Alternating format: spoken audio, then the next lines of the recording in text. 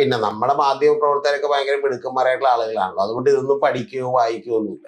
വെറുതെ ആ മഴയത്തും വെയിലത്ത് നിന്ന് വായി തോന്നി എന്തെങ്കിലുമൊക്കെ വിളിച്ചു പറയുകയാണ് ചെയ്യുന്നത്. മനസ്സിലായി. അപ്പൊ അതുകൊണ്ട് ഇത്തരത്തിലുള്ള അസംബന്ധങ്ങളൊക്കെ ചോദിക്കാതെ വിടുക. അതുകൊണ്ട് മറ്റേ പുള്ളിക്ക് എന്ത് ചെയ്യാം, മറ്റേ പൂക്കിയാകാം. മനസ്സിലായി. കണ്ണടയൊക്കെ എടുത്ത് ചിരിച്ചിട്ട് എന്ത് ചെയ്യാം, പൂക്കിയാകാം, ചിലപ്പോൾ കോക്കിയാകാം. പിന്നെ മാധ്യമങ്ങളൊക്കെ ഇപ്പൊ എടുക്കുന്ന സമീപനം എന്ന് പറഞ്ഞാൽ ഏതാണ്ട് പണ്ട് ഡൽഹിയിലെ ഗോദി മീഡിയ ഒക്കെ എടുക്കുന്ന അതേ സമീപനം തന്നെയാണ്. കാരണം വെച്ചാൽ വി ഡി സതീശനെ മറ്റേ വിഷമിപ്പിക്കാൻ അവർക്ക് അതിന് താല്പര്യമില്ല. പുള്ളി വെറുതെ സങ്കടപ്പെടില്ല എന്നാണ് ഇവർ എന്ത് ചെയ്യുന്നത്. മുഖ്യമന്ത്രിയൊക്കെയാണ് എന്നാലും നമ്മൾ വെറുതെ ചോദ്യമൊക്കെ ചോദിച്ച് പുള്ളിനെ സങ്കടപ്പെടുത്തേണ്ട ആവശ്യമില്ല. പുള്ളി പാവം എന്നുള്ള കണ്ടീഷനിലാണ് മിസ്റ്റർ മനോരമയും അതുപോലെ തന്നെ കണ്ടത്തിൽ വർഗീസ് മാപ്പിളയുടെ കുടുംബാംഗങ്ങളും പിന്നെ കൂട്ടത്തിൽ ഏഷ്യാനെറ്റും അതുപോലെ തന്നെ നമ്മുടെ മീഡിയ വണ്ണമൊക്കെ ഇരിക്കുന്നത്. നാണിച്ചാണ് എന്തെങ്കിലും വിമർശനമൊക്കെ തന്നെ പറയുന്നത്.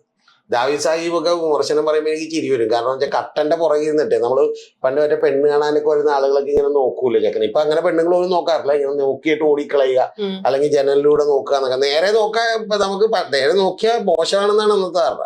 അപ്പൊ അതുപോലെയാണ് ഇപ്പൊ ഇവര് നോക്കിക്കൊണ്ടിരിക്കുന്നത്. പ്രമോദ് രാമനും മറ്റേ ഇവരും ബിനു വി ജോണൊക്കെ വന്ന് ഇങ്ങനെ നോക്കിയിട്ട് എന്ത് ചെയ്യും, നാണിച്ചു. പിന്നെ ആകെ ഉള്ളത് ഷാജനാണ്. ഷാജൻ എന്ന് പറഞ്ഞാൽ രാവിലെ ഒരു എതിരായിട്ട് വാർത്തയും, ഉച്ചയ്ക്ക് നന്നായിട്ട് വാർത്തയും, പിന്നെ വൈകുന്നേരം എതിരായിട്ട് വാർത്തയും, പിന്നെ രാത്രിയാകുമ്പോൾ അങ്ങനെ ബാലൻസ് ചെയ്ത് പോകണേ.